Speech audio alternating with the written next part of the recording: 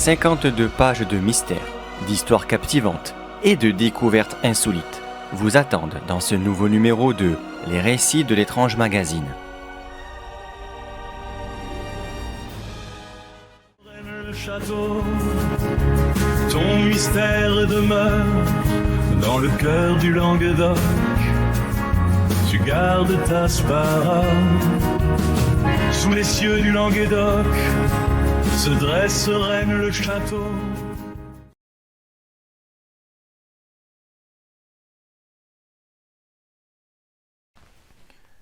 Salut tout le monde, je suis Christophe de la chaîne Kenoper, ravi de vous retrouver pour une nouvelle vidéo.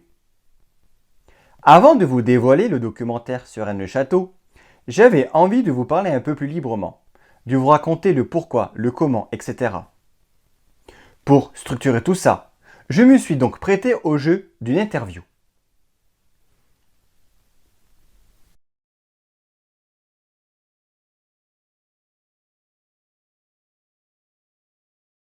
Pourquoi faire un documentaire sur Rennes-le-Château? Pour boucler une sorte de boucle, comme j'ai pu le faire pour Engelholm. Quel est votre tout premier souvenir lié à cette affaire? L'histoire racontée par ma sœur au cours d'un repas. Qu'est-ce qui vous fascine tant dans ce mystère? Alors ce qui me fascine dans ce mystère, c'est le mélange historique et géographique, archéologique, ésotérique, mystérieux, énigmatique, et ce que cela nous permet de nous questionner sur le monde qui nous entoure et que nous pensons connaître. Avez-vous une opinion personnelle sur ce qui s'est vraiment passé? Alors je suis sûr qu'en effet, dans cette zone se trouve ou se trouvait une découverte archéologique et historique majeure. Mais reste-t-il encore des traces? Ça par contre, je ne le sais pas. Est-ce que ce projet a changé votre regard sur l'affaire? Alors oui et non, dans le sens où, comme je le disais, je suis persuadé que quelque chose se trouve dans la région du Razès, mais sans pour autant identifier le quoi. Est-ce que c'est un trésor matériel, une révélation spirituelle, un lien avec des savoirs anciens, ou un ensemble un peu de tout ça, je l'ignore. Comment avez-vous conçu la structure du documentaire? Le documentaire sera découpé en 3 chapitres qui tenteront d'évoquer cette complexe affaire sous différents angles. Mais je n'en dirai pas plus pour garder un peu le secret jusqu'à la mise en ligne du documentaire, j'espère pour cet été au plus tard. Quelles ont été les plus grosses difficultés du tournage? Alors, je n'ai pas réellement rencontré de difficultés lors du tournage, mis à part peut-être le nombre incroyable de touristes qui visitent le village même avant la haute saison. Il faut savoir que j'ai fait un repérage en juin 2024, plus le tournage en août 2024. Et pour certains plans comme l'église, il est difficile de faire des images de certains endroits vides ou quasi vides. Peut-on s'attendre à des révélations inédites? Non, j'évoque les hypothèses les plus plausibles développées par les divers chercheurs sur l'affaire. Mais je ne suis pas un chercheur à titre personnel, mais un passionné qui partage ce qu'il aime tout simplement. À qui s'adresse ce documentaire? Alors ce documentaire s'adresse à tout le monde. J'essaye de faire un documentaire de vulgarisation, du moins j'aurais essayé, mais assez complet afin que les amateurs de cette affaire ne soient pas perdus ni se sentir exclus, tout en essayant d'ouvrir des nouvelles perspectives pour eux et ainsi que certaines réflexions pour les plus réfractaires à cette histoire ou pour les plus sceptiques en tout cas. Et enfin, avez-vous d'autres projets autour de Rennes-le-Château après ça? Alors non, du moins pas pour le moment. Comme je l'ai évoqué précédemment pour l'OVNI d'Engelholm, j'ai fait une vidéo sur le sujet, plus une autre vidéo en version anglaise, pardon, et le documentaire à proprement parler qui est toujours disponible sur ma chaîne. Mais pour Rennes le Château, c'est pareil, j'ai sorti 4 vidéos sur le sujet, plus donc ce documentaire qui permettra de boucler cette boucle, en tout cas me concernant. Dans l'histoire d'un mystère jamais élucidé.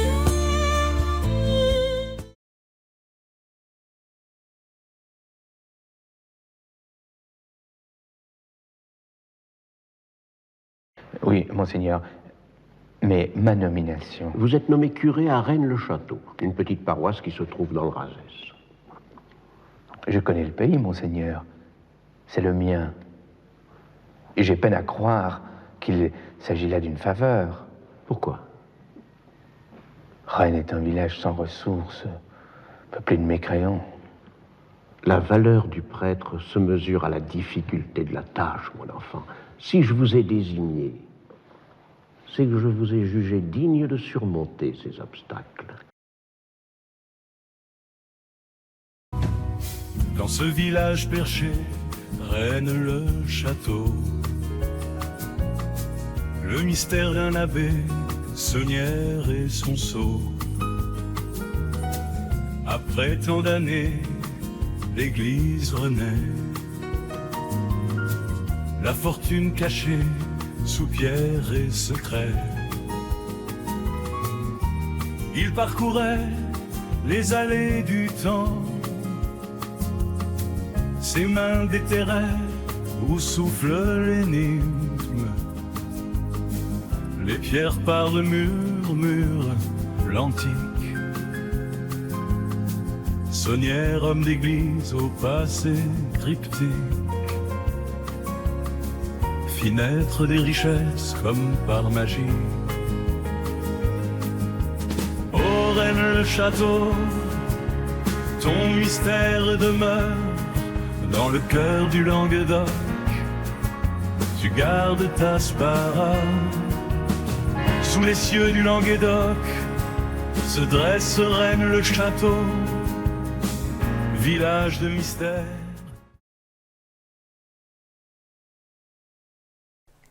Tout a commencé lors d'un simple dîner de famille. J'avais 18 ans à l'époque et c'est ma sœur qui a lancé une histoire qui m'a tout de suite capté.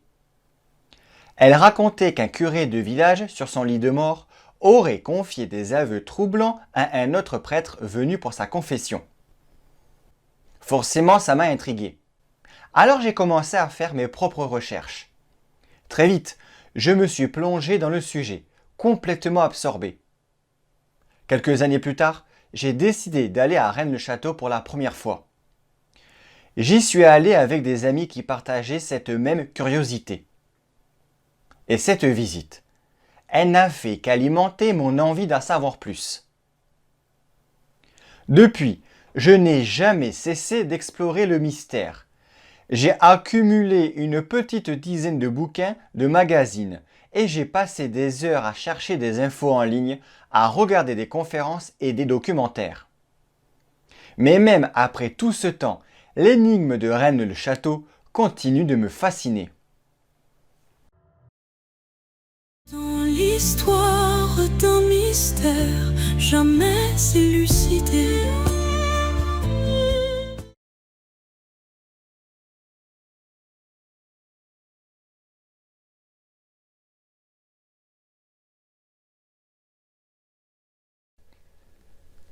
Alors, il faut savoir que quand on arrive à Rennes-le-Château, on n'a pas vraiment une sensation de « Waouh, c'est merveilleux, c'est mystérieux, c'est étrange », non.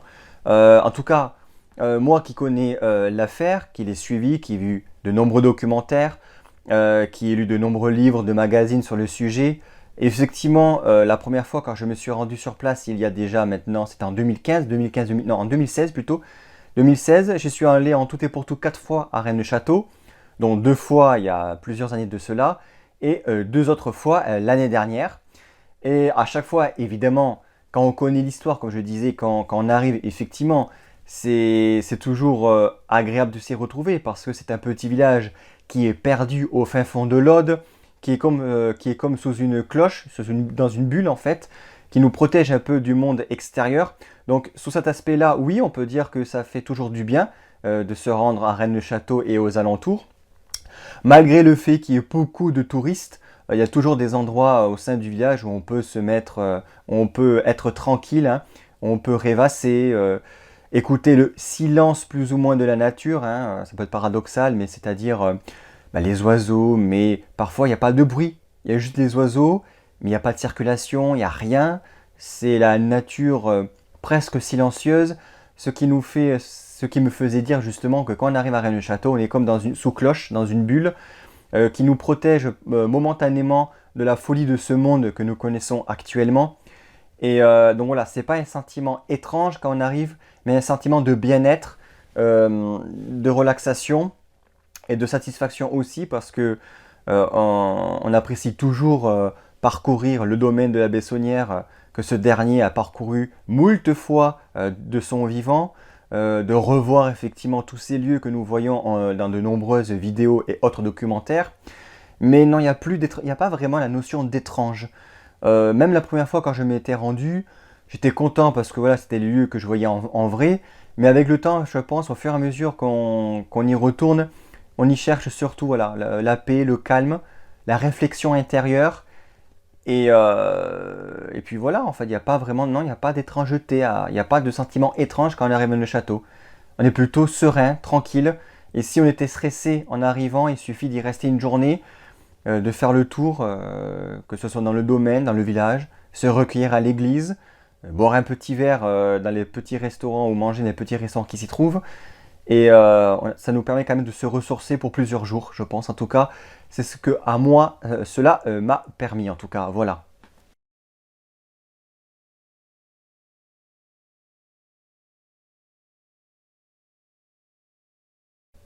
Alors, effectivement, c'est le deuxième documentaire que je fais pour ma chaîne, après celui sur le mystérieux ovni d'Angel-Holm. Alors, mon expérience sur mon premier documentaire, eh bien, c'est très simple. Comme pour tout le monde, j'ai appris de mes erreurs. Voilà. Il faut savoir que c'était donc mon premier documentaire. Je n'ai aucune notion dans la réalisation de ce style de vidéo. Je l'ai fait un petit peu au feeling, mais avec le cœur quand même. C'est bête à dire, mais c'est la réalité. Je l'ai fait comme moi, je pensais que c'était le mieux à faire. Alors, certes, il y a eu certains défauts qu'on m'a signalés en commentaire et par divers retours, qu'effectivement je tenterai d'atténuer ou carrément de changer pour ce deuxième documentaire sur Rennes-le-Château. C'est l'une d'ailleurs des raisons qui explique que j'ai beaucoup repoussé la sortie du documentaire parce qu'en fait j'y reviens toujours dessus en fait. Comme je vous l'ai dit, j'ai fait sur 3 chapitres en comptant le prologue et la conclusion en plus. Et à chaque fois, sur 2-3 fois, j'ai recommencé 3 fois le prologue par exemple. Donc ce qui fait que le temps il passe et j'avance pas vraiment dans le montage de documentaire. En tout cas, si vous regardez cette vidéo une fois le documentaire sorti, j'espère avoir atteint mes objectifs en tout cas, et que ce retard entre guillemets de publication de ce documentaire sur Rennes-le-Château a été plutôt bénéfique, et qu'au final j'ai bien fait de prendre plus mon temps que de vouloir vraiment respecter un planning de sortie impérativement. Sachant qu'en plus, vu que c'est un travail assez chronophage, le montage de ce documentaire, il faut savoir que ça m'empêche, entre guillemets, de faire d'autres vidéos à côté pour ma chaîne, notamment les vidéos des récits de l'étrange format émission. Donc voilà, j'ai fait un peu des revues de presse, mais voilà, ça me bloque un peu. Je fais beaucoup de live gaming en attendant aussi. J'ai fait un urbex aussi. J'essaie quand même de faire des sorties vidéo, mais je ne suis pas encore dans le rythme normal de ma chaîne. J'aimerais sortir plus de vidéos, mais malheureusement, voilà, je fais tout seul, donc il faut des priorités. Pour moi, la priorité à l'instant T où je vous parle et où vous verrez cette vidéo, ça sera de sortir le documentaire de Rennes-le-Château, qui soit le meilleur possible pour vous, pour moi, que j'en sois satisfait, que vous aussi, et qui peut-être en entraînera un troisième documentaire sur une autre thématique, un autre sujet que j'ai déjà en tête, mais pour l'instant je le garde pour moi. Voilà.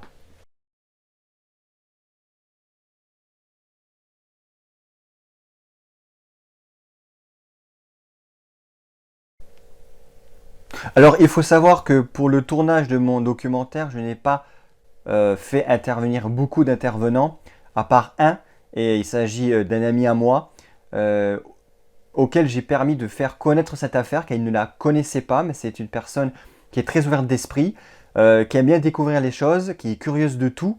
Et donc je me suis dit, est-ce que ça serait peut-être l'occasion de faire connaître à cet ami-là l'affaire de Rennes-le-Château et tout ce qui l'entoure. Donc c'est pour ça que j'y suis allé une première fois avec lui l'année dernière en juin, après lui avoir un petit peu raconté l'histoire au préalable quand même. J'ai voulu qu'on s'y rende pour qu'il voie un peu l'endroit, le lieu, qu'est-ce qu'il ressentait, est-ce que ça l'avait fait vibrer, ressenti quelque chose ou pas du tout. Est-ce que l'histoire de la Bessonnière, on va dire la version officielle, classique, qu'on peut notamment connaître en visitant le musée du domaine de Sonnières, est-ce que ça l'a intéressé? Est-ce que ça l'a intrigué suffisamment pour éventuellement y retourner une prochaine fois? Bah écoutez, oui, parce que en fait finalement il intervient dans mon documentaire à quelques reprises, notamment pour donner son avis sur l'histoire, sur ce qu'il pense, parce que voilà, ça l'a beaucoup intrigué. Et donc le documentaire a été tourné en août 2024, et j'ai fait les plans et le tournage en août 2024. Suite à une conférence de Christian Doumergue qu'il donnait justement à ce moment-là. Donc comme ça, il a permis d'abord de voir la conférence, ça lui a permis d'apprendre plus de choses, et notamment il a été très intrigué par Pierre Plantard d'ailleurs, ça a beaucoup intéressé l'aspect Pierre Plantard. Et du coup, je me suis dit, bah, c'est parfait pour demander l'avis à quelqu'un extérieur à cette affaire, après s'y être rendu 2 fois, après avoir entendu une conférence d'un des grands chercheurs sur cette histoire. J'ai pu avoir ses réactions à chaud et j'ai trouvé que c'était une bonne chose pour le documentaire d'avoir un avis extérieur. Mais voilà, c'est la seule personne qui intervient dans mon documentaire physiquement. Ensuite, à l'instant T, je ne sais pas, ça se discute, mais peut-être que la voix off, ça ne sera pas la mienne, contrairement au premier documentaire, mais ça sera une voix off extérieure. Et là encore, on verra si la personne qui lira les textes, etc., aura été intriguée par l'affaire, en tout cas je l'espère. Mais voilà ce que je peux dire sur cet aspect. Dans l'histoire d'un mystère, jamais élucidé.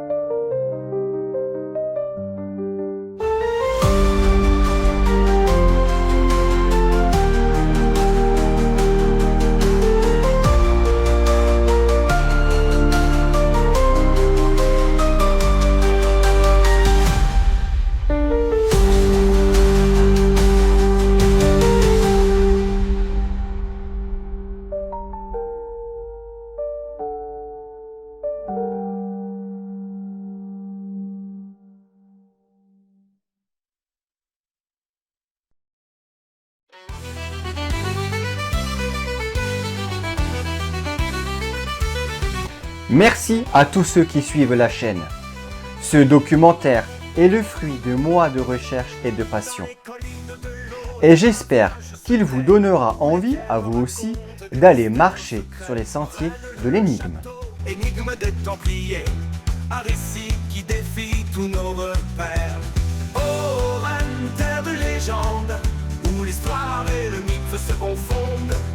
Béranger, Sonnière, prêtre au pouvoir étrange, gardien de secrets que le temps prolonge.